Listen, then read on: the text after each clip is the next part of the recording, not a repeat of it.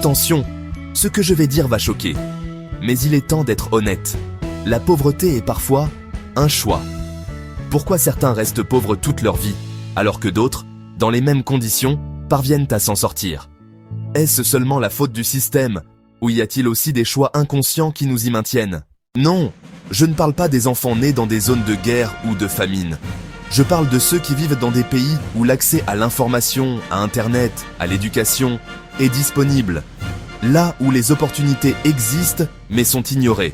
Là où certains préfèrent consommer plutôt qu'investir. Là où l'on passe 4 heures par jour sur TikTok mais aucune heure à apprendre une compétence. Choisir de ne pas se former. Choisir de blâmer les autres. Choisir le court terme, plaisir immédiat, au lieu du long terme. Discipline, investissement. Choisir de croire que l'argent est mauvais ou que les riches sont des voleurs. Chaque pensée est un vote, chaque habitude, un escalier. Soit vers la liberté, soit vers l'enfermement. Il y a des injustices systémiques, oui. Il y a des réalités brutales, oui. Mais il y a aussi des gens qui, malgré tout, brisent les chaînes. Si tu restes pauvre dans un pays développé avec accès à Internet, à YouTube, à des livres et à l'entrepreneuriat, alors ce n'est plus une fatalité, c'est un mode de pensée.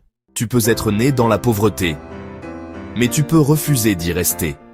Exemple, des personnes devenues riches après avoir dormi dans leur voiture, des réfugiés qui ont tout perdu et tout reconstruit, des jeunes sans diplôme qui se forment seuls et créent leur entreprise. Être pauvre n'est pas une honte, mais refuser d'évoluer quand tu peux le faire est une forme de renoncement. Se former en continu, YouTube, livres, podcasts. Éviter les dettes inutiles.